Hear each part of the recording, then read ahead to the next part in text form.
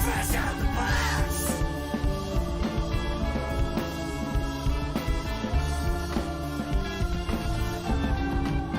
Fresh out the box.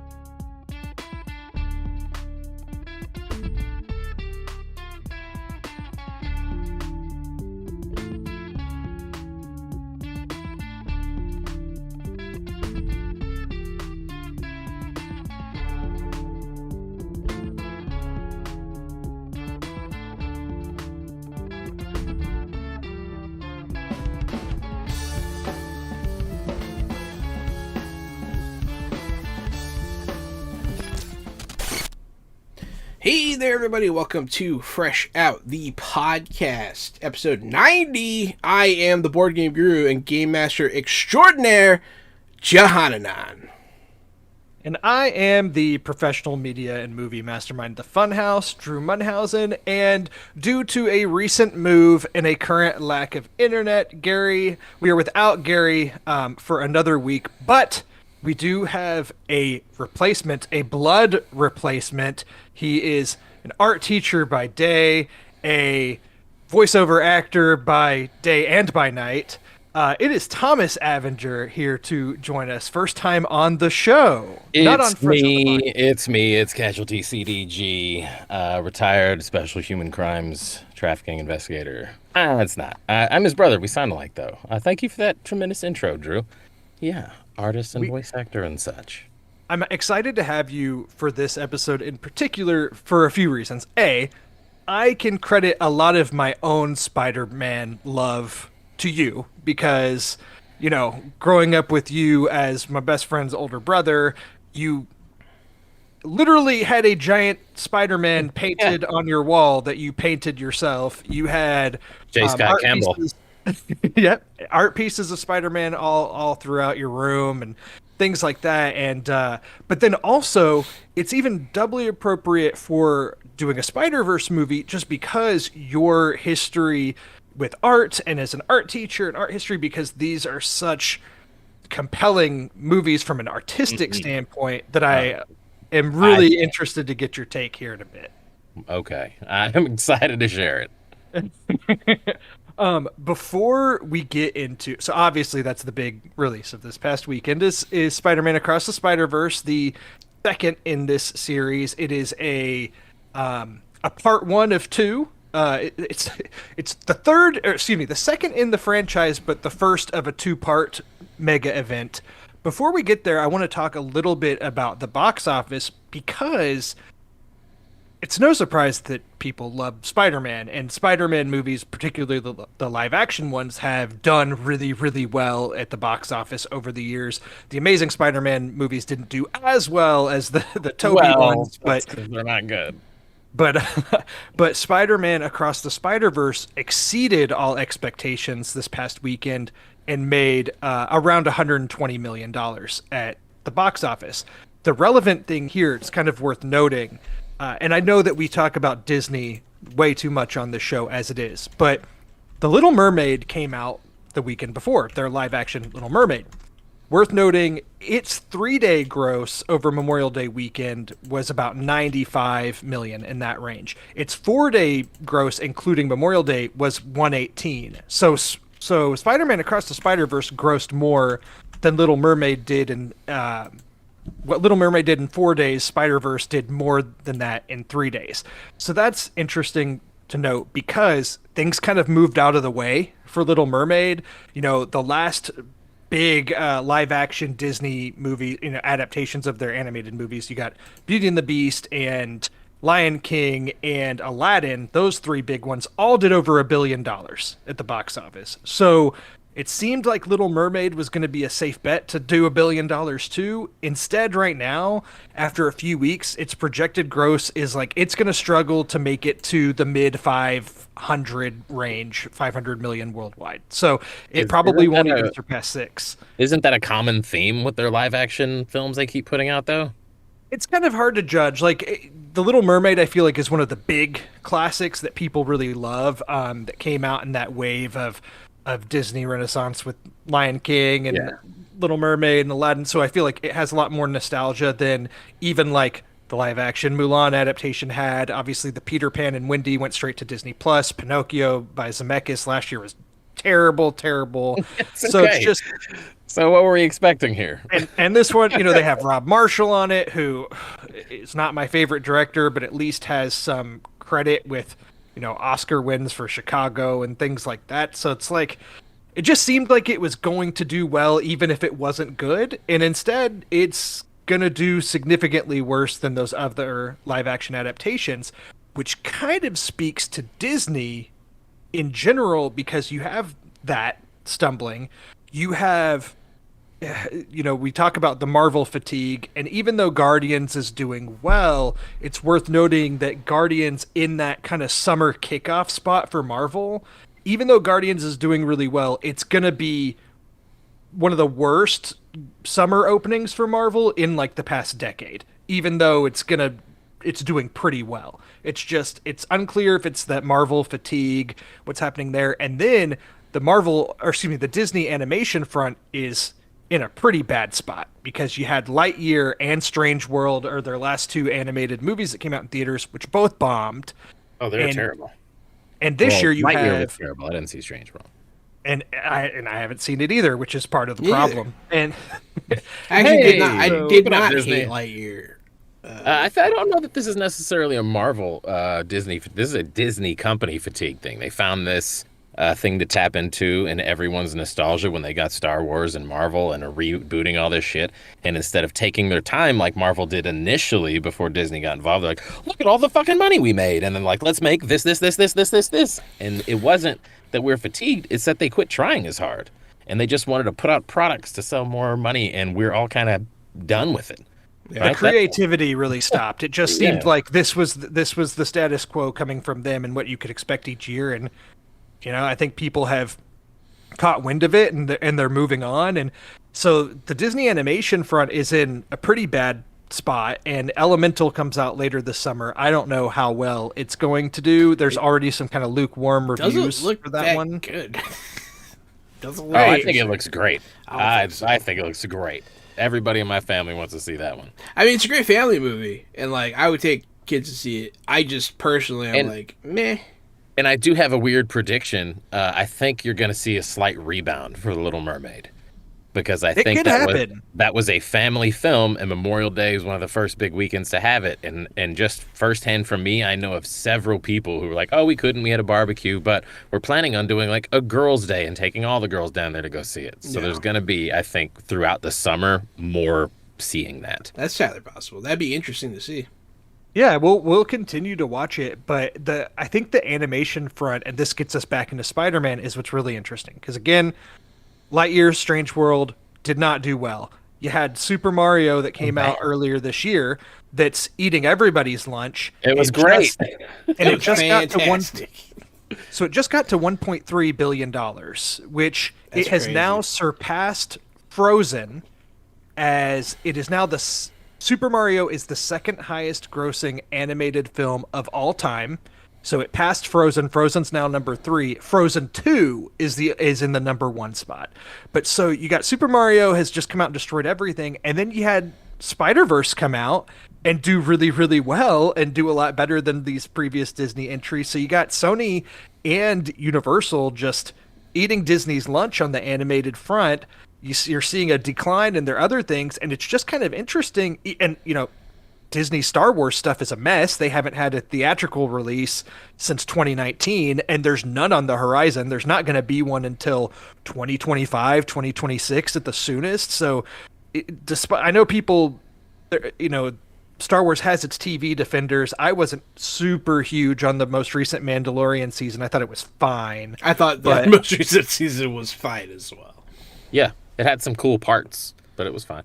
Overall, it's fine. It's going to be a true test to see how Indiana Jones and Elemental do this summer. Indiana Jones is going to be a true test. Indiana Jones. No one's asking for that. No one wants that. No one's been asking for that. The last one did awful. I didn't even bother to see it. I'm going to go see the new one, and I still think it's going to bomb. I'm going to go see it, too. The problem is that they actually did a premiere. They did a premiere of it at Cannes, and it got a pretty bad reception there. So now an 84-year-old can't be an action hero? Weird. Well, and it comes out, over a month before its theatrical release in the States, so you just have over a month of bad reviews leading up to its release. It does not bode well. So it's going to be interesting, and the first Spider-Verse movie, I think, did decent work at the box office. Obviously critically praised, and it won the Oscar for Best Animated Film, so it has a lot of prestige. I went to a Thursday night screening of this last week, and my theater was packed. which I go to Thursday night screenings at the little theater by me a lot, and typically there's a handful of people there. I have not been there in a long time and seen it this busy. It is summer, worth noting, so kids are out of school, they can go out on school nights, things like that. But I was truly taken aback at how many people showed out for this, and I was pumped that they did. Yeah. And that we can get into the discussion about the movie itself, because I saw it Sunday, and my theater was also packed. Same, sold out. Sunday at 2. Pack. Man, so I love it. You love to see it. I love it. And I guess we can, with that, get into some initial thoughts on the movie, and without getting into too many spoilers right now, and just see what y'all's initial thoughts were of the movie. Because I remember the initial response to 1 being like very positive, right? And then they were like, hey, we're going to make a sequel. And then Sony came out and was like, oh, okay, well, we're going to rush 1 and get 1. And the creators behind the film are like, no. We're not going to rush anything. We're going to take our time and do this the right way.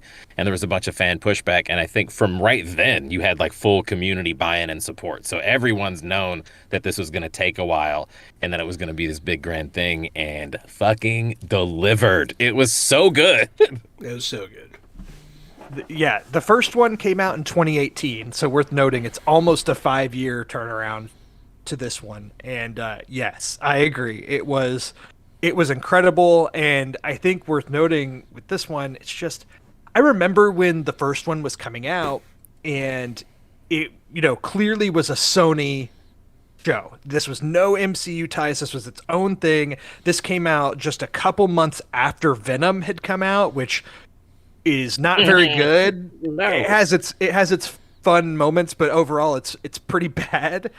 So this was in the Sony Spiderverse coming out, and I just remember having trouble getting excited about it. Then I went and saw it and was blown away. And now here we are with the second one. Expectations are pretty high because the first one was so good. And this one blew me away too. I mean, the first one was my favorite movie of 2018. It was a 5 out of 5. And now, a few days removed from this one, it's another 5 out of 5. Yeah, it's so good. It's great. I think that it's one of those movies that you can even have knocks against it, but it doesn't matter. It's still so good. Like, there's probably things with the plot that get a little convoluted that you could pick apart and what works, but the storytelling is so good that even if you don't fully grasp every single bit of the logic, you're still with it on a story standpoint. And then they also managed to one-up themselves in the art department, and how good the animation is and how everything looks. So it's just a feast for thine eyes for sure, and just an overall great time at the theater. And it's like 2 hours and 15 minutes long, and it earned every minute of it. It flies by. It really flies by. And you want it to keep going. You want it to keep going, and like, and we'll talk about where it ended later, but yeah, I was ready for more when it ended. But and talking about where it ended, I think we're okay to say, this is a part 1. I think when the first trailers came out, it was called Across the Spider-Verse Part 1. They've since changed it. It's Across the Spider-Verse, and I think the sequel to this is called Beyond the Spider-Verse. So I think we can say that it's a part 1. I think people know that, but it's just worth noting, speaking very general about it, the movie ends in a good spot. Like, it comes to a proper conclusion for this part of the story. It does. Like it sections it off, but man, it's also a cliffhanger. Considering I just saw Fast X a couple weeks ago, and it just ends mid-action scene, and it truly took me aback at how bad. A 3-part finale. Ugh. It was just it was pretty rough. And then this one does a part 1 correctly, in setting up a lot of things, but still having its own great action moments and plot beats and character moments. That's just everything, but also ending, leaving you wanting more, but also feeling like, okay, I can wait until the next one. I'm ready to see what they give me. But yeah, when I was watching this, I'm also prepared to don this with a 10 out of 10 here. it was pretty perfect. It was the animation, some of the best animation I've ever seen, and I've seen all of the animation.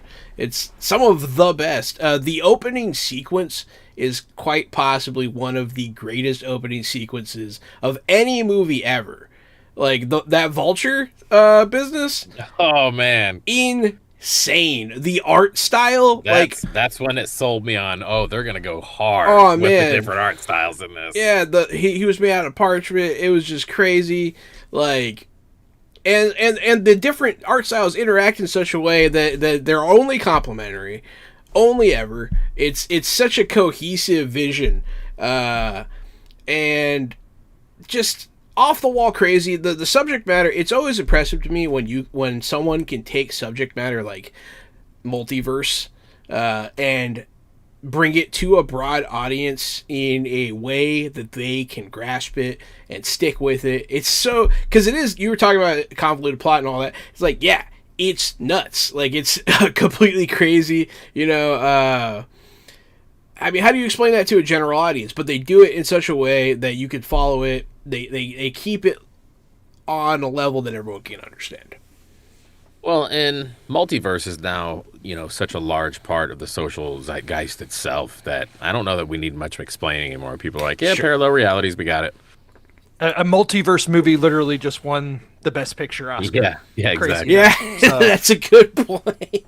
Yeah, I think that people are ready for it. To your point. And I think the thing that's interesting, too, when you get into whether it's time travel or multiverse or whatever it is, these different things, the cool thing about it is that each movie or universe can kind of have their own rules within it that you can still follow. Like, I think people understand that the rules in Spider-Verse are maybe different than the rules in Back to the Future or No Way Home, or you mean this Back to the Future, Drew?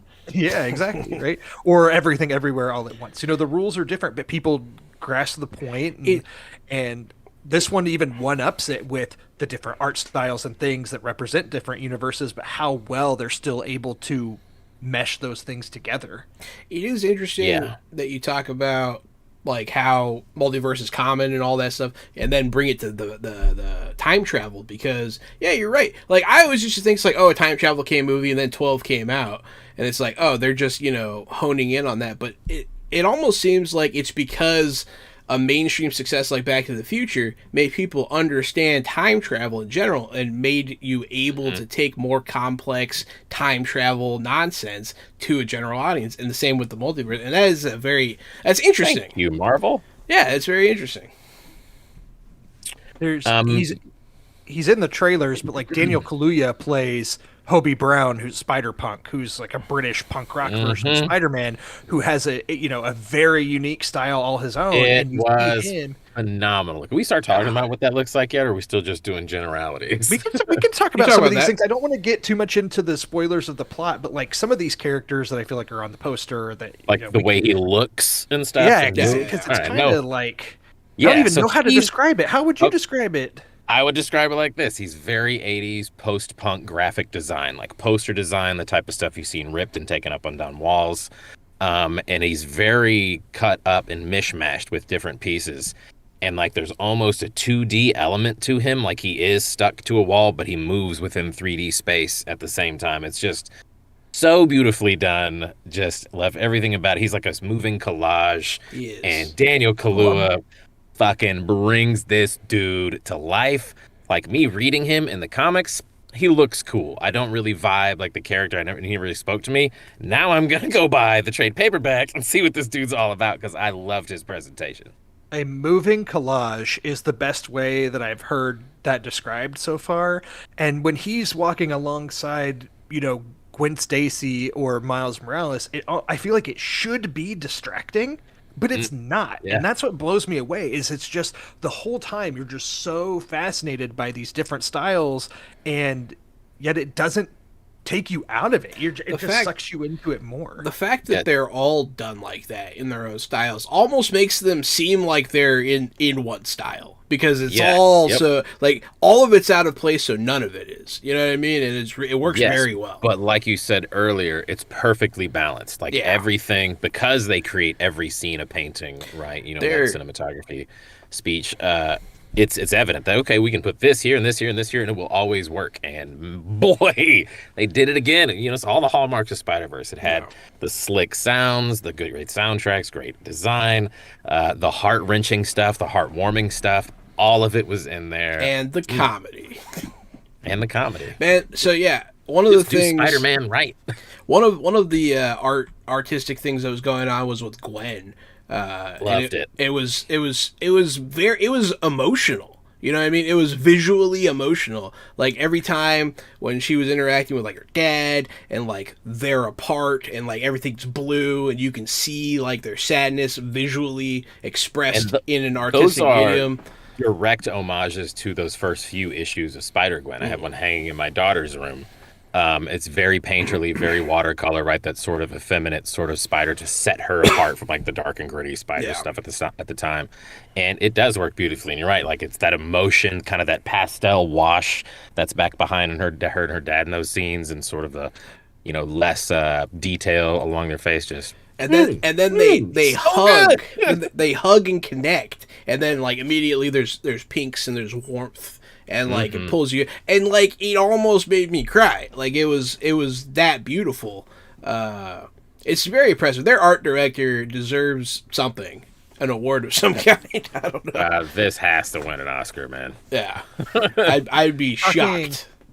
I'm gonna speak very big picture about the story stuff, because I don't want to, you know, spoil anything. But I do think it's worth noting it's not breaking new ground in a Spider-Man story to explore what makes Spider-Man Spider-Man, which a lot of that stems from dating back to Amazing Fantasy number 15, the death of, you know, the spider bite and the death of Uncle Ben, and, you know, with great power comes great responsibility. And this movie takes that and explores it on a whole new level. There's a huge overarching theme of family and everything. There's a lot about Gwen and her dad. There's a lot about Miles and his dad, and tying back to his uncle from the first movie. And then even Jake Johnson, you know, is Peter B. Parker in this one. It's in the trailers and everything.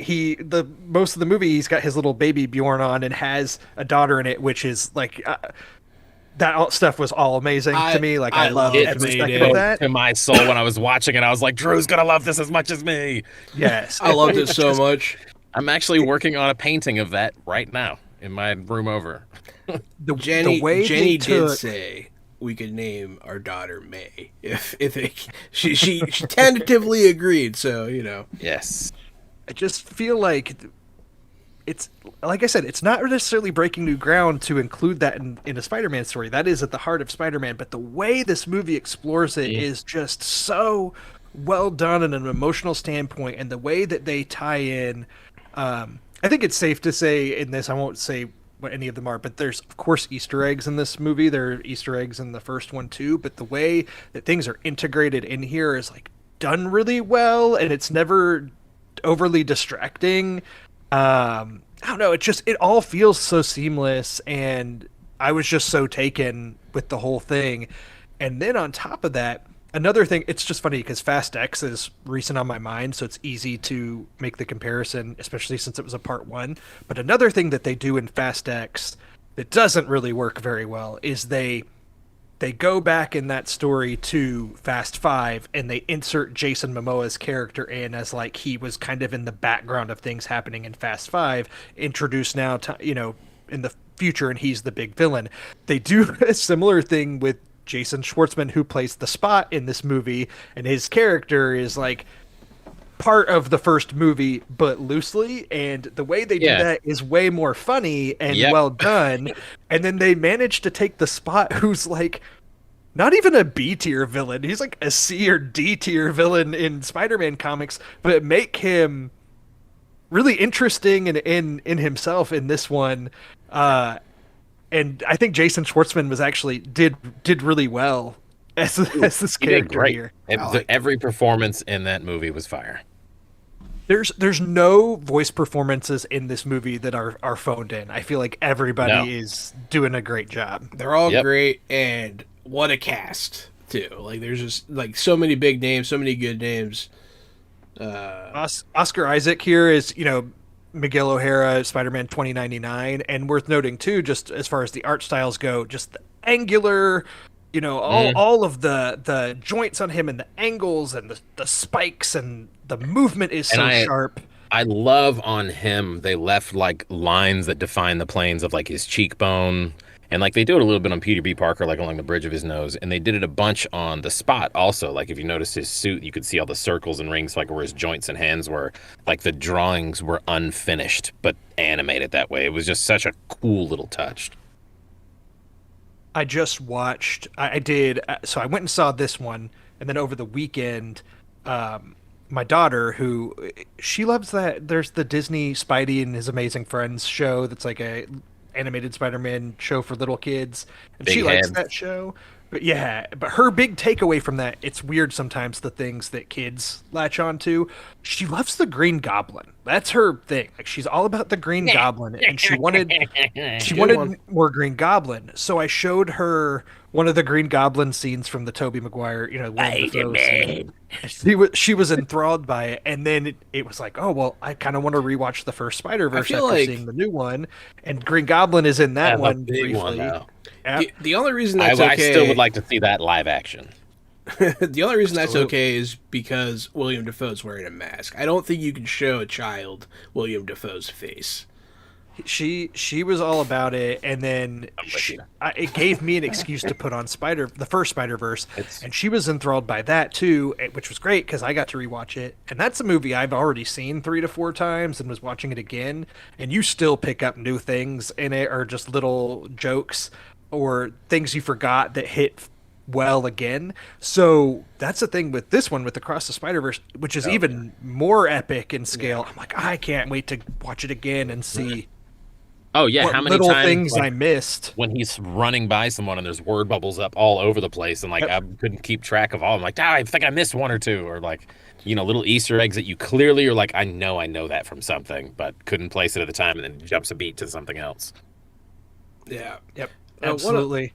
If you're not listening to the soundtrack on Spotify, by the way, go ahead and do it. I listen to that soundtrack from the first one still weekly, all the time. It gets regular play in my ride and in my house, and the new one is phenomenal. Just put it on. It's vibes. I should do that. I have not listened to it yet, and I definitely need to. One of the things, I'm not sure if I'll be able to explain it well, but one of the things while I was watching that I realized, or at least that I felt like maybe why it was so good compared to other movies in general, is because like it didn't feel like they were trying to come up with the story and trying to like do enough for 2 movies. You know what I mean? It felt like they just had a lot of story they wanted to tell. You know what I mean? It felt like they had it, and like it wasn't forced. Like it just felt right. I don't know. I want it. Give me number 3. Oh, that God, was, I want it so bad. Oof. Even though I was fully satisfied by it, I want more. It's like like when you go to the buffet and you just tear it up like 3 or 4 plates, and then you get to the end of the buffet and you're like, I'm stuffed with food, but my dessert shelf is empty. Spider-Man 3 is going to go on my dessert shelf. Absolutely. That makes I'm not sure, because what I did when I got out of the movie was immediately look up the third movie, and it says March of next year, and I don't know if that's true. Is that? Yeah, this one got delayed. This one was supposed to have come out a while ago, so they've been working on both of them in conjunction the whole time. Yeah, I was gonna say, I hope that means they've been working on them simultaneously. Yeah, so that's what I was hoping. hoping. Get a short turnaround. Correct. And it's to your point, Jahan, talking about the plot and that they have a story. I totally agree. I mentioned earlier in the box office discussion Frozen 2. Frozen 2 is a perfect example of a movie that they had no idea what they wanted to do. They were like, we need to make a Frozen sequel because the first one made so much money. And they just had the gall to present it to us like it was D&D. Like they show us some stone trolls in a forest and like hell using ice powers to blast stuff. They show her with a sword and these other knights show up. I was like, oh, we're going to get a little fantasy. No, we're not. We're getting just stupid singing rocks.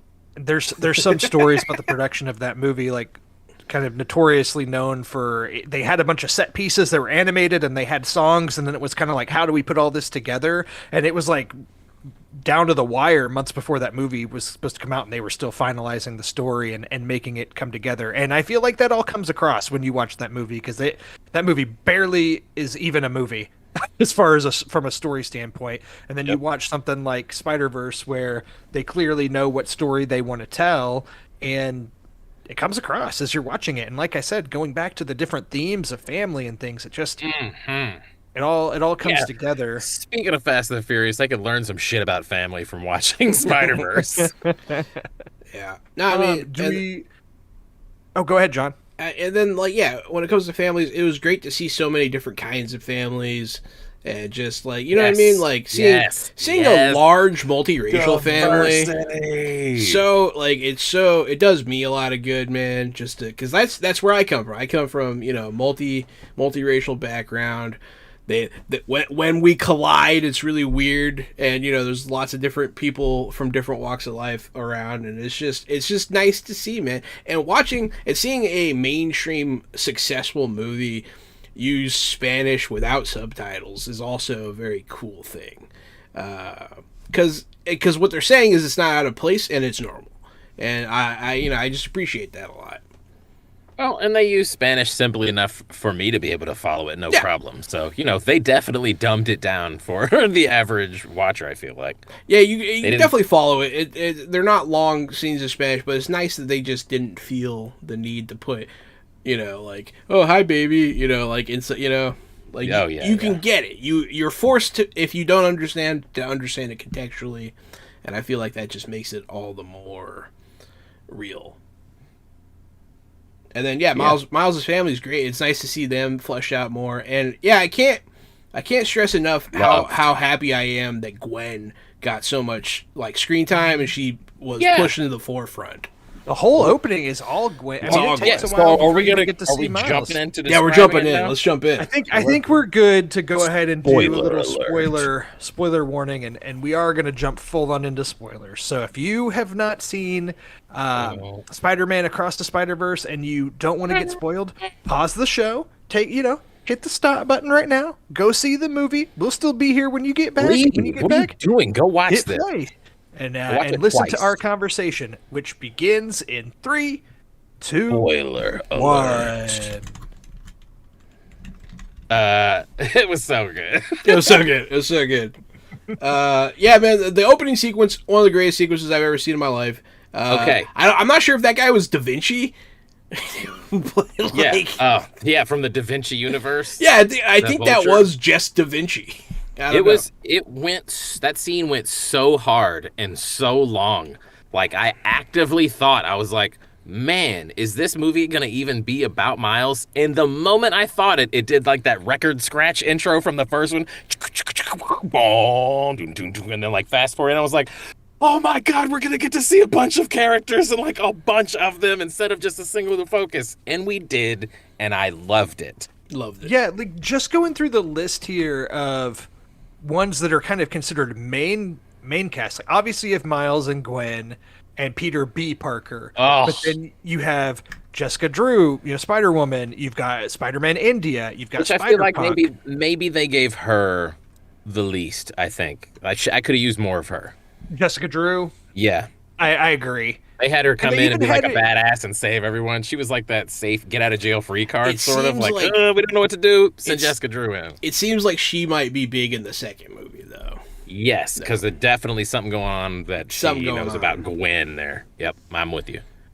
So I look forward to seeing like her role expand in the second one because she was cool. What a cool character, yeah. Spider-Man India, which again had his own really cool, unique Dude, style. that I loved fucking design for New Mumbai or wherever they were. It was Moonbatten. Oh, it was incredible. I want like a whole show set there. It I do looked too. gorgeous. I Like really everything in this movie, it looked gorgeous. I really liked the way he used his bangles to like yo-yo his webs at like That's what I 90 was degree gonna mention. angles. Cool. So the design of that was incredible, and I even like smart. like I think I have some of the original appearances of Spider-Man India, like when they did some spin-off comics. I have those, and it was more of like a traditional Spider-Man garb, but kind of with like just a little bit more accented. But here they go all out and like the hair out and everything. It looked phenomenal. It looked so great. Which I know we keep saying that everything looked great, but it's just everything was just so He had different. much more like a Rich. yellow, orange, gold tone to him, like vibrant, alive. He was the happy-go-lucky Spider-Man because he hadn't run into any of his, pre-prescribed canon of horrible things that need to happen to Spider-Man. Which, spoilers, this is kind of what this movie revolves around, right? Is the canonized events of what Spider-Man goes through. The inevitability of tragedy in the life of Spider-Man. Yeah, and so Miles gets there and does exactly what Spider-Man should do and saves somebody, and then saves Uncle Ben essentially for that universe, or Captain Stacy, whichever way you want to look at it. But if you're not familiar with all that, it's basically his Uncle Ben moment, where it's that tragedy of loss, and then he has to move on, and with greater power comes greater responsibility, and Miles stole that from that guy. So he's going to be the Spider-Man who didn't ever really have to deal with that. And then when that happens, shit hits the fan, and all the interdimensional Spider-Men start coming in like, oh, what are you doing? Yeah, because it almost causes the collapse of that universe, is what we're finding out. Why didn't Miles' universe collapse? Because he is one of these errors. He is an error, one of those big kind of loopholes that's on here, right? And by de facto, Gwen Stacy is also, which is probably why they have the eye on her, right? Spider-Gwen. And then again, with Peter B. Parker and Mayday. That's not supposed to happen. He even out loud says, the reason I had her was because of you. Yeah, that's fair. He has reset canon all over the place. And they're only tracking like one thread. I'm like, this is going to get us to like that Spider-Verse, like Madam Web with like all these different things. We are going to get Madam Web, aren't we? Yeah, we have to. Yeah. Well, they're making a live action Madam Web movie. Drew, I'm sure they'll somehow tie in. No one is going to see that. That's going to be on there with its Morbin time. I'll go see it. As long as they don't cast Jared Leto. The way I will go see it is listening to you two shit on it on this podcast. Yeah. Well, and with the Miles stuff, and this is, it's interesting because he's had that moment, right? His uncle Aaron died in the first movie, and that's a big moment for Miles. And we're in spoilers here. One of the things they telegraph is that Miles' father is basically next to die. So like Miles is going to experience double tragedy. So no wonder he wants to prevent that from happening. Not just that, but like they tell him it's going to happen in 2 days. And it's like that's pretty specific. And then lock him in a little magical broom closet and tell him you can't go save your dad. Dude, and he's like, we're supposed to be the good guys. You all of a sudden became the Council of Ricks in this place. The way that Spider-Punk sees what's about to happen the whole way through. And like you see him, he's stealing stuff to make his own watch that whole time. He's like palming them. And then he's like, use your palms. And he breaks out.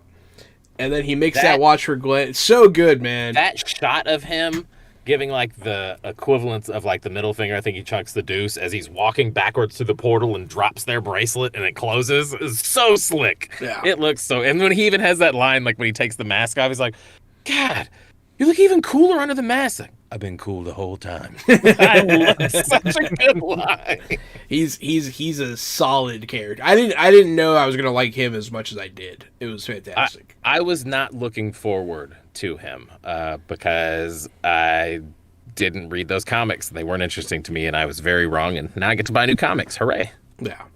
I think a lot of that's testament to Daniel Kaluuya. Like, I think if the delivery of those lines and just the British punk that he had nailed down so well, if it hadn't been delivered as well as it was, that character wouldn't have worked And So great. I loved the difference visually between the 2099 portals and the punk one he had made, where it was like weirdly styled like him, that collage sort of Yeah, feel. it like brings all like Yep. it casts a collage light on everything. Yeah, And like, then I had one of our buddies ask today, hey, are the original guys in it, like from the first movie? And I didn't want to be like, yeah, but not till the very end as a surprise. So I was just like, oh no, they just mention them at the beginning and then move on. So if you're It looks like wondering, they if maybe they're will in be it, a bigger part of the There you go. sequel. which one? the crew from the first one, Spider Ham, Oh, yeah, yeah, Spider yeah. Noir, Spider They- Noir and what's yeah, or they're going to go get Miles, and I got some friends, you know, like And then- anime chibi Spider Man. Penny Parker with the mech. Penny Parker? Yeah. Yep. I liked her old mech design better. This new But one, it got destroyed. yeah, but I just like the design better. This one's too Gundam for me. I don't I have agree. a problem with But- Gundam, but but in that's this a very- context, That's a very stylistic choice by them to tie those universes together. I dig it, but I understand why you wouldn't like it. yeah. Another good design that I want to. It's a smaller character, but Andy Samberg voices Ben Reilly, the Scarlet Spider. He's, oh my god, perfection. It's so funny. And his Perfect design is pose. almost like this Oh, kind of. this- It's like this cell shaded looking version. It looks great. I love. looks good. I've always been a big fan of Scarlet Spider anyway. Same. Like I love So that have costume I. and the cut off hoodie. Oh and my god. that with the voice, that especially like because they get into the clone stuff a little bit, and Andy Samberg's delivery of just those few lines are. Man, So if I good. had my way, they would get way into the clone shit, and they would have to deal with bad guy Kane. That's what I That want to is see. the perfect amount is what they did right there. That's all the clone stuff we need to see. I want on more clone the stuff. movie. Oh, what a convoluted storyline. I do like Kane though. I like Kane a lot. Yeah. Ben Riley's fine. I like Kane, but what they did to Ben Riley in the Dark Web event, a lot of people are upset about. But it is what it is. But family, fathers, like after reflecting on this for a couple days, because walking out of it, I thought maybe I didn't like this one as much as the first one.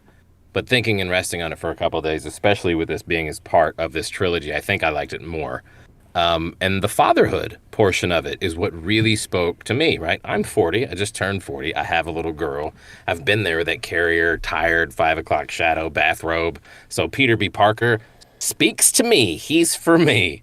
And then we run into the issues with where Miles is having problems with his parents and communicating with them well and getting back and forth. And, my kids are 8 and 7, so we're not the teenage level yet. I know how bad, or I've heard how bad that's going to be. But I get it now, where I'm trying to teach a lesson and go back and forth, and there's some conflict there. So that part really spoke to me. And then the daughter and the estranged father and, like, the relationship I'm worried about. Well, like, I hope that when she gets older, I'll have that. So all of that family and fatherhood stuff resonated so much with me. So I cried a lot in that movie. Well, and I'm right with you. From walking out of it, I kind of thought, man, that was really great, but was it as good as the first one? This one almost felt. This is going to sound. I don't mean it to sound negative, but like almost a little bit messier or something of the sort. But then, as you said, it has stuck with me since I saw it first off, and the more I thought about it, and going back and watching the first one, if you do go back and watch the first one after having watched this one, you're like, man, it is very apparent at how much technology has even advanced since this one came out, because the animation in the new one is so good. So I'm like, man, it wasn't necessarily as groundbreaking to see this new one on screen because we've now seen this art style before. However, the way that they capitalized on it and continued to improve it really is worthy of praise. And then the fact that they told this story as seamlessly as they did, but then just also managed to tie in not just to the other Spider-Man movies in little ways, but like literally all of Spider-Man media is somehow in this, and that it works, and that it never feels pandering or in your face about it. And even the ones that come closest to that, I still liked. Like, I think the biggest one of those is the Donald Glover. Donald cameo. Glover. I was yes, hoping. That's why I put my Yeah, hands up. We I were was like, hoping. cameos. I was like, come on, get there. Bro, That's the. On fire.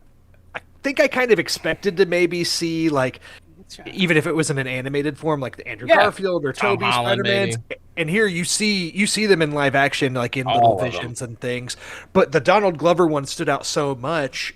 But I just love the fact that they don't beat you over the head with Yeah, it. If you I understand, that he was in Homecoming and who he was supposed to be and what they did here, it's like you finally get payoff for something that was kind of introduced, over 6 years ago. Introduced introduced like really under, like most people don't realize it was introduced. Right. Yeah, because fan casting for Miles Morales, Donald Glover, has gone back for forever, so much so now that he's too old to be Miles Morales. Yeah. So they have him cast as the uncle. We did get it in Homecoming, and then we got the little reference there. And, if you don't like Donald Glover, you're wrong. He's probably the most prolific entertainer alive right now. The guy's a monster. And how fun to see him in there, and like even just to give him the boo, like as they were running by. It was perfect camp amount. I loved it. And they also have a nod from the Venom universe, but they had the restraint to not, show Tom Hardy or Venom straight up. Instead, it's that convenience store clerk that's prominent in the first and second movie. And I thought that was funny. Like, funny. As somebody that doesn't like those movies very much. All the time or what? That's how they chose to incorporate that movie, I thought was fun. And then you get all the with going through all the death of Uncle Ben and all the tragedies that Spider-Man has suffered throughout media, it made sense to show the death of Captain Stacy from Amazing Spider-Man and the death of Uncle Ben with Cliff Robertson from the Tobey Maguire Spider-Man, and then even showing some of the animated ones and video game ones and just everything they did here. I was blown away at how far they decided to go into that. They went all in. Yeah, it was fan service done right, and I don't know if it could have been made any more complete. Yeah, I loved the spider horse rider. I loved the who's T-Rex, voiced by Taron Killam, worth noting. Oh, that's funny. Oh, and nice. The T-Rex was amusing, at least. There's a lot of I cool loved the way the scales were colored, the way that looked. There's a lot of cool little touches like that.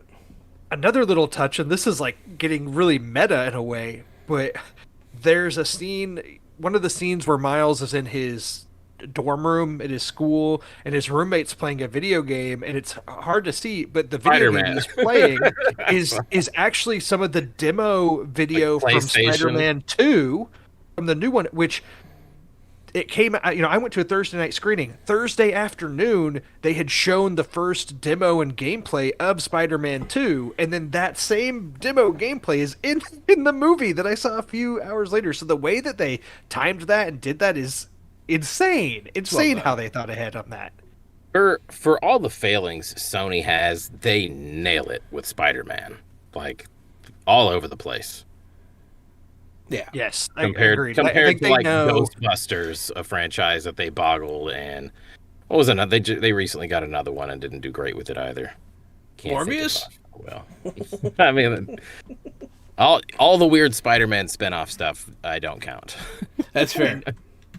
And I feel like this is a big win for Phil Lord and Chris Miller, who, they've got their Oscars already. They produced the first one, and they're heavily involved in the writing and production of these Spider-Verse movies.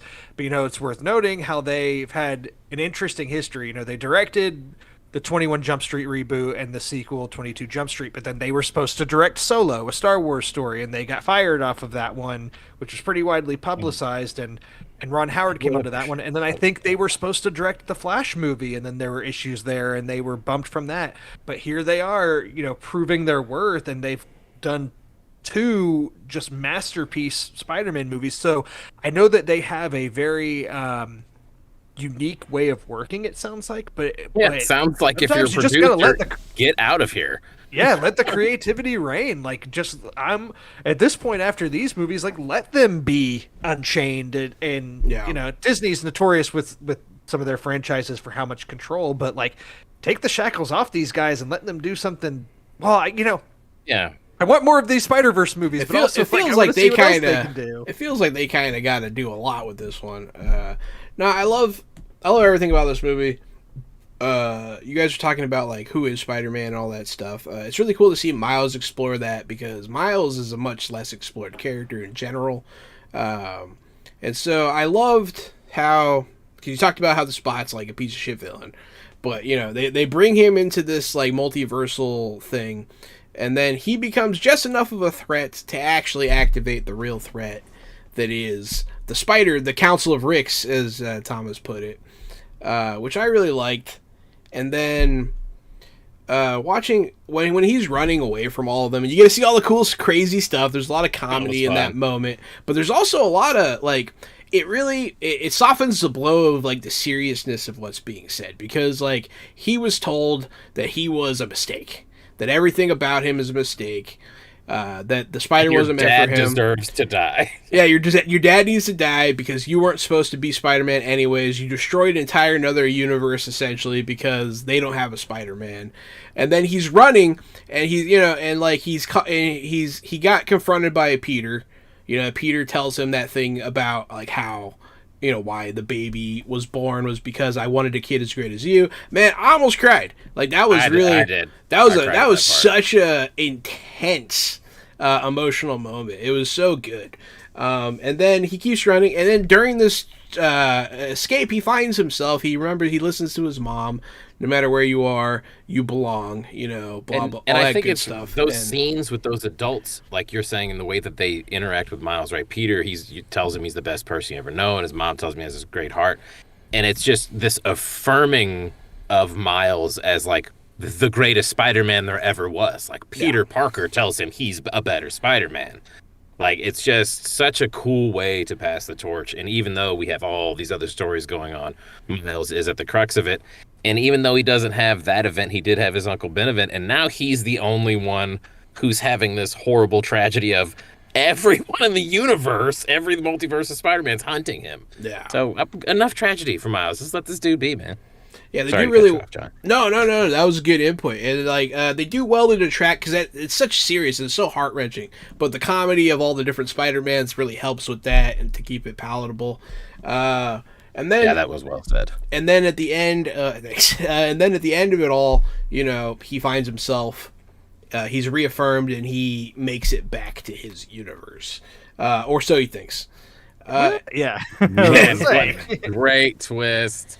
Like, it was one of those things where they handed it to you. You should have seen it coming a mile away. But I was so invested in the movie, I wasn't thinking, oh, we're getting Sixth Sense shit. I didn't even think about it for a second.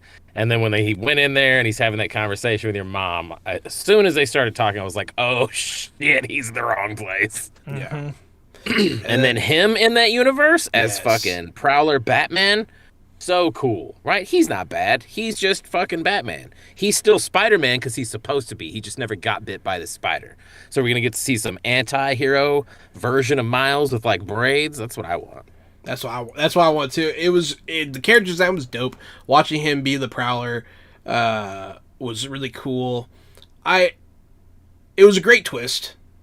It was well done, and I can't wait. This is a cliffhanger done so well. Yeah, man, it is. Good to be continued. I was like, son of a bitch. Well, when they were gearing up and looked at my wife, I was like, I didn't know it was I forgot. I didn't know it was a part 2. I didn't know it was a part 1 of 2 at all. And when they were gearing up for the fight, I was like, there's no way they're about to actually do this. Because that's where I was at. The movie's been on so long, they would have to rush the crap out of everything. And then I was like, oh, okay, it's part 2. I was like, that makes sense. It happens with some of these movies where like you almost want to hold the fact that it's a part 1 against it, but I just feel like they executed this as well as they could. It's similar to Dune, when Dune Part 1 came out, because there were some people that at that time complained that, you know, I guess people that weren't familiar with the book or that didn't know it was going to be a part 1, that it just kind of ends. I personally think that Dune Part 1, they ended in the logical spot if you're familiar with the story in the book, and that ending works. And I feel like the same way for this. And like I said, you can almost knock it or, you know, try to deduct points from it. That's like, well, it suffers from this because it's a part 1. But I don't think that. Yeah, these movies the movies that do it well, they do it, I feel, to preserve a tone so that they don't have to switch mid-movie, you know what I mean? Like, I feel like the second one's just going to have a different tone. I feel like in Dune, the tone of what happened versus the tone of the coming war and everything is those two very different movies, and I feel like that was a smart place to split it. Deathly Hallows Part 1 and 2, also two very different tones to those movies, and those are all done well. It does not feel like a cash grab of trying to extend a story out over two movies in order to make The Hobbit. This truly feels like they had so much story to tell that the only way you could do it is across multiple entries. And if everything is done this well, that's totally fine with me. Yeah. Yep. Go see it. It's great. They need to make a toy of Peter B. Parker in his pink robe. It's bullshit that they don't have one. 10 out of 10. Certified fresh, absolutely. Fresh. One of my favorite movies to date. Like, it was so good. Yeah, Spiderverse, when it came out, was my favorite comic book movie. It's fair. Now it's my second. I think this is the first movie of 2023 that I've given a 5 out of 5 to. So, we'll see if there's any other ones that come out on the horizon. But so far, it's been a fine. I've seen a lot of movies at theaters that I liked, but nothing that made me. Yeah. Nothing that we gushed over the same way that we all just gushed over. That's because Blue Beetle hasn't come out yet. We'll see. Some people are excited about Blue Beetle. I think John's excited about it. I'm excited about Blue Beetle. I love Blue Beetle. Did you guys see that the Rotten Tomato scores started coming out for The Flash today? No, is it bad? Yep. Oh, wow. it's up like a 67 or a 70 or something. Honestly, not horrible, but people were lying. Like, all these reviews, this is not the greatest superhero movie.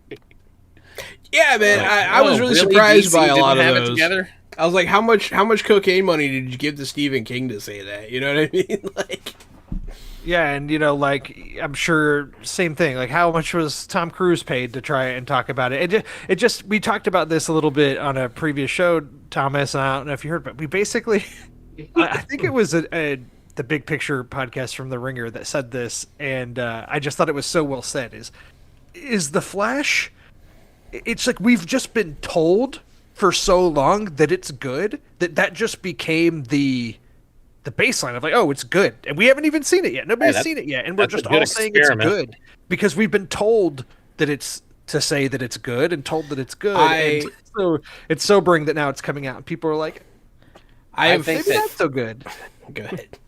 I think that James Gunn hangs his reputation on a lot from his taste and his cultural influence and references and his honesty with his fan base. Even going through his stuff that he went through a while back, he was still fairly open about it on Twitter. If James Gunn comes out and says that movie's one of the greatest movies ever made, and it comes out and it's a piece of shit, that's going to hurt his stock a lot, especially being the new head at DC. So it better be fucking good.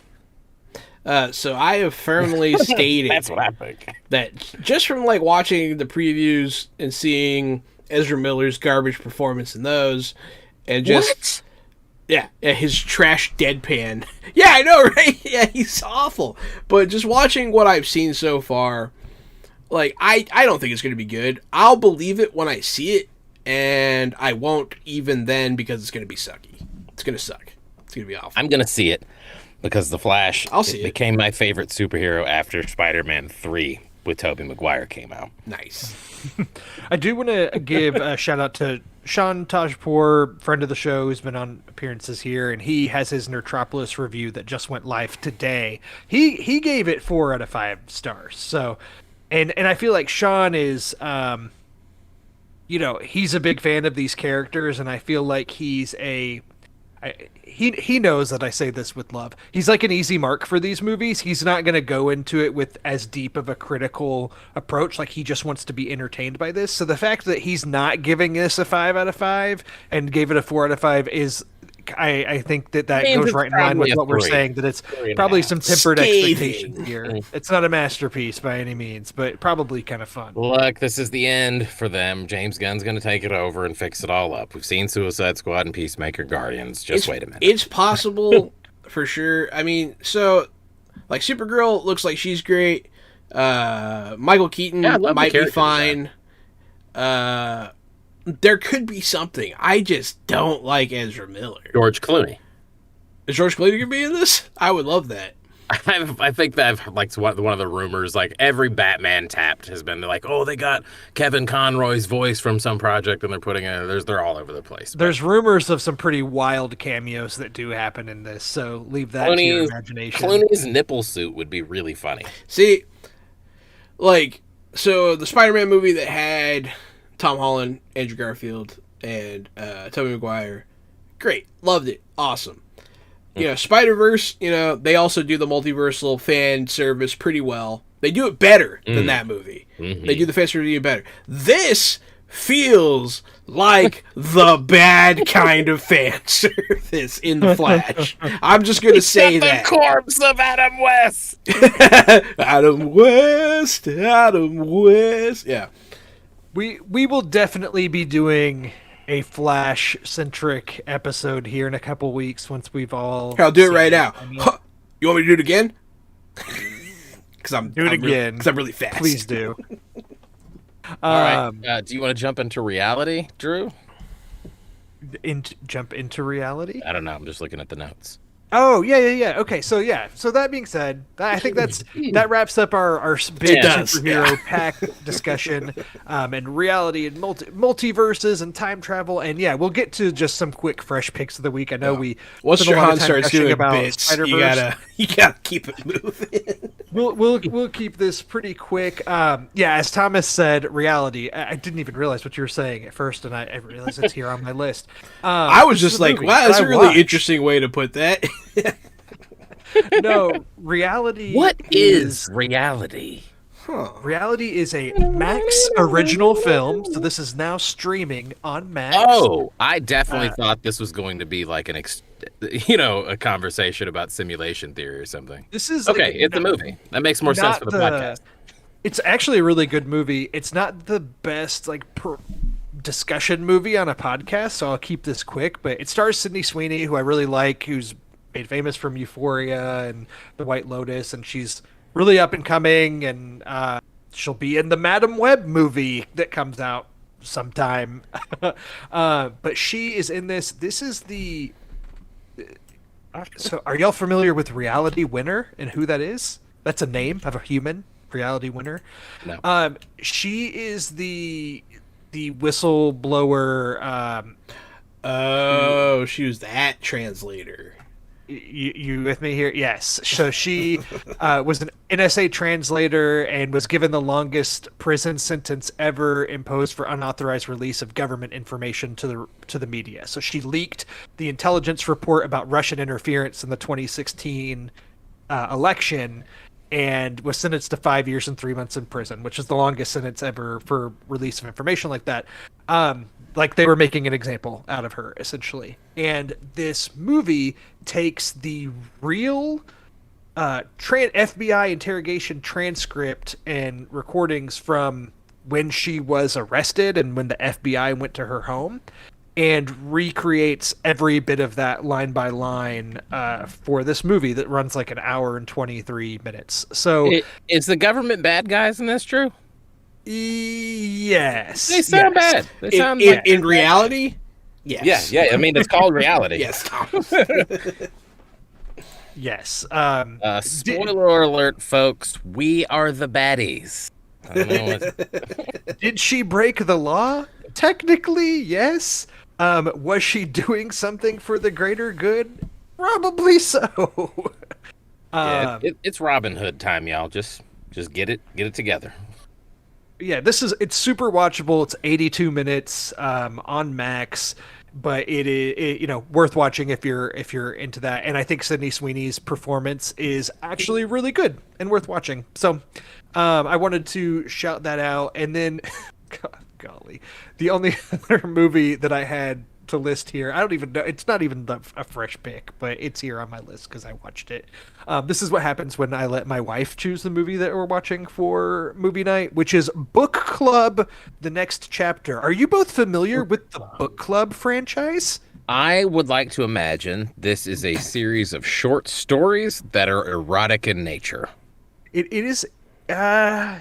Actually, you've hit some points there. No, so Book Club, the first one, was a film that came out in 2018, starring Diane Keaton, Jane Fonda, Candice Bergen, and Mary Steenburgen. They are four lifelong friends that have a book club, and they read 50 Shades of Grey in their book club, and so they all become super horny old ladies that have to explore the relationships with their husbands and things. Stick off his headphones, walk away. He's justified. You both don't even know about this movie or weren't familiar with it. Here's the thing. It came out in 2018 and made $104 million at the box office. I mean, the cast was really good. Yeah. The cast you named was good. It sounds like it'd be entertaining, but people I guess what that movie was about based off of the title of a sequel, I think that movie's probably not really for me. So the sequel is the next chapter there, and basically they just go to Italy for the movie. It's these same four. They go to Italy, and that's about it, right? It's like, let's see the beautiful sights and stick with these four friends on a trip. My wife loved it, so it appealed to its audience. But it for sure just is what it is. Did it make you want to go to Italy, Drew? Oh, absolutely. Well, let me know when you want to go. I want to go. They should have called these movies Unquenchable Thirst. Yes. Oh, chapter 5. It's like, it's worth noting, there's all these other movies I've seen recently that take place in Italy where you can't even tell if they actually shoot anything on location at all.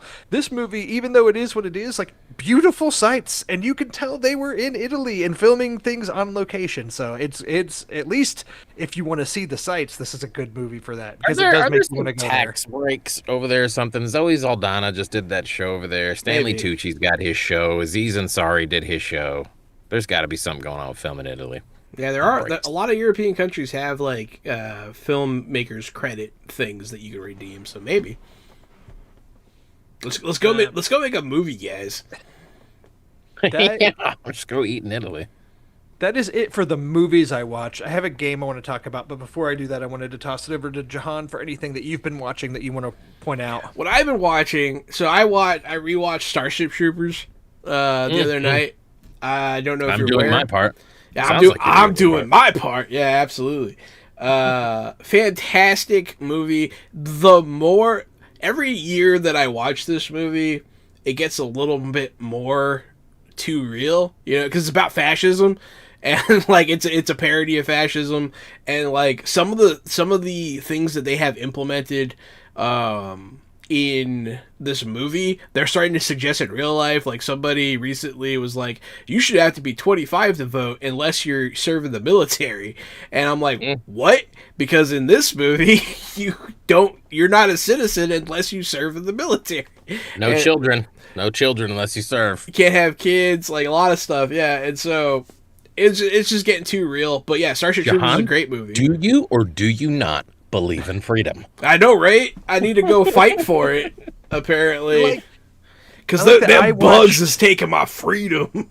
Freedom calls I talked about how I had watched RoboCop on the last week on the show. I talked about how I'd watched RoboCop, and now you've watched Starship Troopers. So me and Jahan are both on Paul Verhoeven kicks over here. Let's jump on some showgirls, boys. I didn't even connect that. That's funny. Starship Troopers is one of my go-tos. If you haven't seen it, check it out. It is it's one of the best sci-fi movies. Like, it holds up still graphically, which is impressive. Yep. Even the space scenes when they're flying around in space. Some of the bugs. Some of the bugs. You're like, every now and again, but for the most part, they really do hold up. And like we just talk about like the ridiculous message in it real quick. Like at the end with the big giant worm bug, and he puts his hand on it, and it's this moment where they finally like seize the day. And they have this enemy. Like, what are you gonna do? And he's afraid. Yeah, there's no plan. There's no plan. There's no resources there. They're just killing these things, and they're celebrating that they've brought this race into fear. Yeah. Look, they're scared. We got them. Funny. Well, I mean, the funny part is we're also kind of the monsters, and I love that about this movie. that's the point. Like, we're like our goal is to instill fear on other things. Yeah. Like, so great, and nude shower scene. So what's up? There's boobs.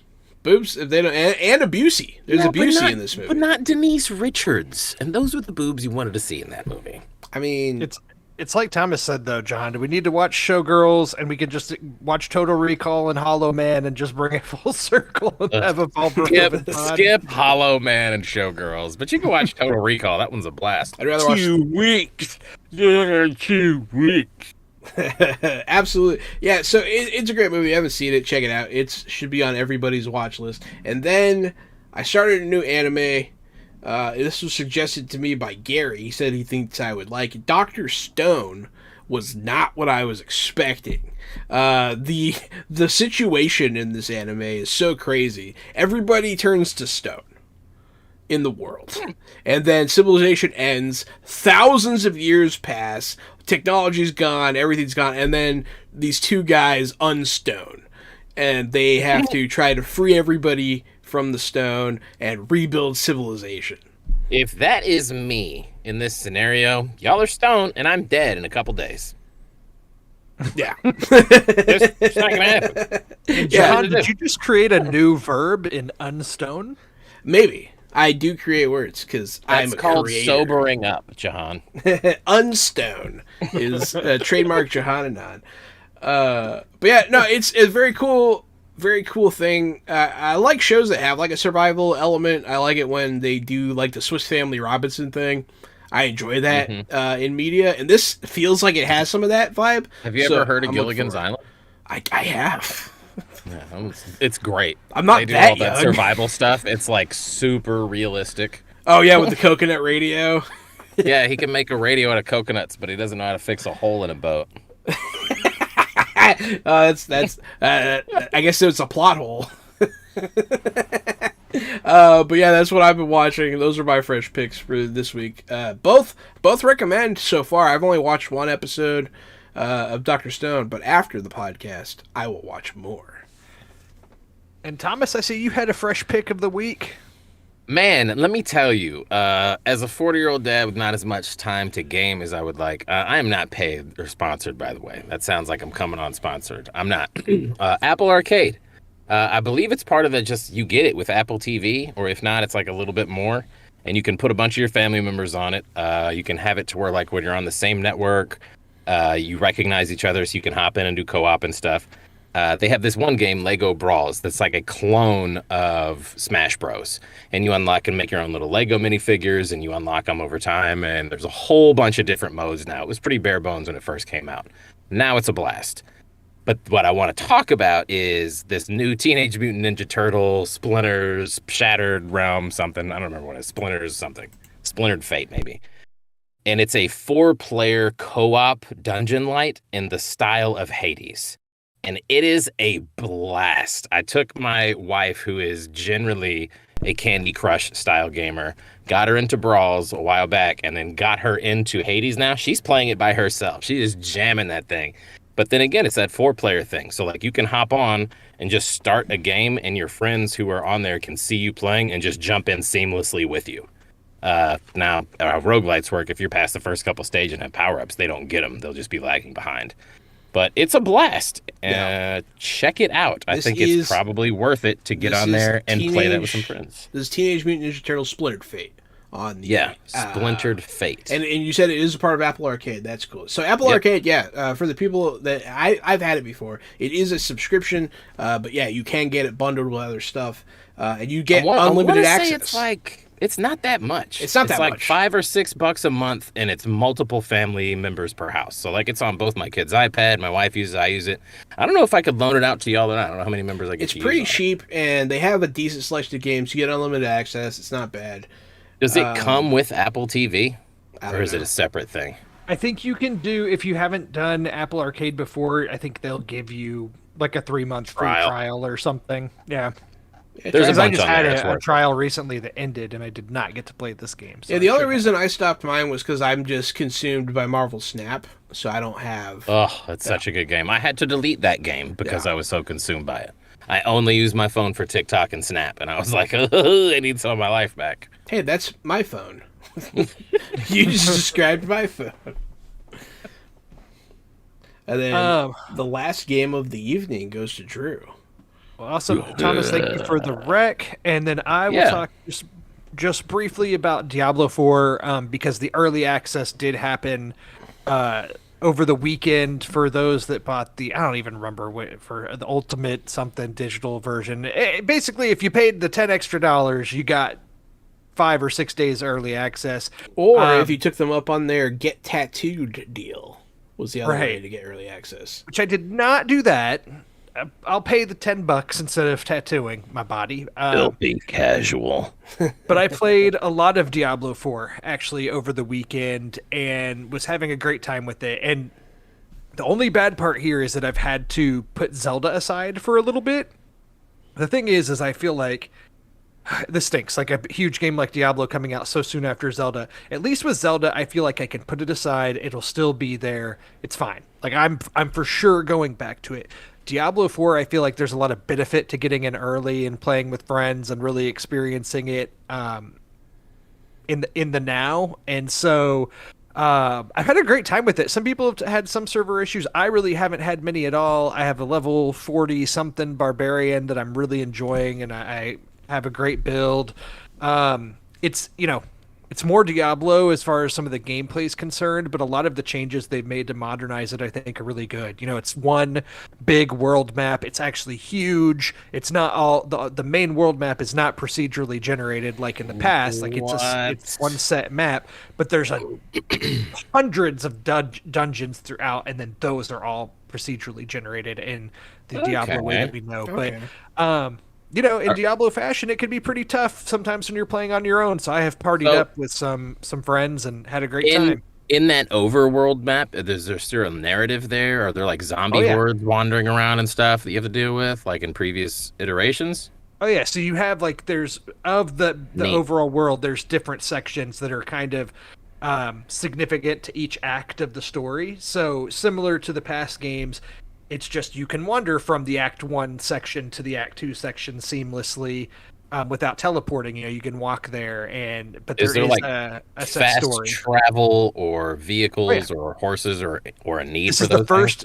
This is the first game that introduces mounts, and I have not progressed far enough to get a mount yet because I'm level 40, but all of that has been within the Act 1 area because I've just been exploring so much. Of course you have. Drew's a completionist for those of you just tuning in. Oh yeah, and Diablo has that now. Like it's the first one I've played where there's on the map there's a checklist of here's how many side quests in this area, here's how many shrines, here's how many dungeons, and so I'm leveling up, checking boxes, and having a good old time. So would your own personal video game hell be a game like that, like Zelda that came out and offered you no checklist? You have no idea where those things are or how many they are until you've collected them all. Zelda kind of does that. The new Tears of the Kingdom, obviously if you do your research and there's articles like there's 152 shrines, you would not know that. The game does not tell you that. It does not say, you've gotten this many out of this many. It'll just tell you you've done 20 something shrines. That's it. Which do you prefer? Do you like the mystery or do you like your checklist? You didn't get all the Korok seeds in Breath of the Wild, did you? Oh gosh, no. Okay, good, because that's something crazy people do. And I've quickly learned with Tears of the Kingdom too. That's impossible. The developers, I have a lot of Korok seeds. I find them when I can, but Assassin's Creed ruined that for me in Assassin's Creed 2 when you collect the feathers and then you get nothing. I was like, I'll never do this again in any other game, never again, and I haven't. I like when collectibles actually enhance the story or tell a story on their own. And so things like, it's nice that the Korok seeds in Zelda, improve your inventory and the shrines can improve, things. But those are more of a necessity to completing the game rather than like, I need to get every single one of these. Yeah. That's how I feel about it. So, and same with Diablo 4. Like I kind of got to a point where I'm like, I'm not going to sit here and do every dungeon right now. Maybe over time I will, but I need to actually advance the story because it's taking me forever to get across the map. I probably could have unlocked a mount by now if I had tried to advance forward. So I'm probably doing myself a disservice trying to do everything early. Yeah. So I think you were about to hop into it, and when I interrupted you, co-op. Yes. Works really well. It's seamless. It's nice. Like if I'm at a certain place on a map and I jump into my friend's game, I stay in the exact same place I am on the map, but now I'm in their server and then I can teleport to them and go figure things out. The way that they've done. The co-op in it is very seamless, and I've been very impressed by it. Is Disintegration Ray still an ability? No, I do not know. What character class was that for? Warlock, I think. It was just like that red beam. It looked like you were Cyclops, but it came out of your hand. I don't know. None of my friends that I've been playing with is a wizard or sorcerer yet. I can't remember if it's wizard or sorcerer. I'm a full-time necromancer. I've got a lot of friends that are necromancers. I've got friends that are druids. I think Nick just started a rogue, and then I've been playing barbarian. So yeah, I haven't seen many. Do you need a new console to play this game? Probably. I mean, I haven't had any issues on my where Series I'm X. at. That's where I'm at. Yeah, because I have a computer, I didn't want to get a new console for a long time, but the Series S without the disc drive, like the straight up digital Series S it's a pretty decent deal at $250. And I got mine during a sale where they included an extra controller for free. Noted. Let me know if you see one of those, John. Yeah, I'll hop on that. Look up. Yeah, look out for the deals. The deals are when I would get a Series S. Personally. Before we wrap up, I'll just say the Diablo franchise is one that's very nostalgic to me, dating back to the Diablo 2 days, which was in the prime of my like junior high years and kind of formative video game years. So I know that Blizzard has its issues right now, and right now there's all the Microsoft purchase stuff that's happening, and there's a lot sale at GameStop right now, $180. But this game's really good so far. So that's all I got. I think that's it. That's it for this multiversal episode 90. Fresh out the podcast. To be continued. To be continued, indeed. Yeah, everybody, thank you for listening. Don't forget to check us out every week. We'll be dropping a new fresh podcast. I believe next time we'll be talking about the Xbox showcase. That should be our next topic. We don't always know them a week in advance, but this one we'll be discussing how lackluster it probably is going to be. So yep, I'm not hopeful for that one. Stay tuned. They did say apparently there won't be any CG trailers. It's all going to be gameplay. Yeah, bro, you better have games coming out. You better have stuff going on. Yeah, I'm coming for you, Spencer. But hey, Phil Spencer, if you want to fight me, it's been too much talk. I mean. Say what you will about Phil. He's so nice, Jahan. No, I don't actually want to fight Phil. I love Phil. We need to see some games. It's been show and tell, and they've been telling us it's time to show. Phil supports indie games, so he's okay in my book. But yeah, everyone, thanks for listening. I've been Jahanan at RockFact on Twitter. Don't forget to check out. I'm not just a podcaster. Me and my co-host Gary do stuff on Fresh Out the Podcast. Fresh Out the Box. My bad. This is the podcast. I don't normally do this part. But yeah, you can check us out. Currently, we are running a Fantasy Age Season 2 over on Thursdays 8 to 11 p.m. And then every other Friday we are continuing our Modern Age game as well. Both of those are fine Green Ronin products. Check out Green Ronin. And thank you for listening. And Thomas, where can people find you? You can find me at Thomas Avenger on TikTok and Instagram. Instagram if you want to buy some of my paintings, and TikTok if you want to see some voice acting or hire me for some gigs there. Or, if you're one of my students. And I am Drew Munhausen at Drew Munhausen on Twitter. Thank you so much for listening to episode 90 of Fresh Out the Podcast. Thomas, thank you so much for joining us on short notice today as well. Thanks for having me anytime, y'all. It was a pleasure, Thomas. Hey, everyone, thanks for listening. Stay fresh.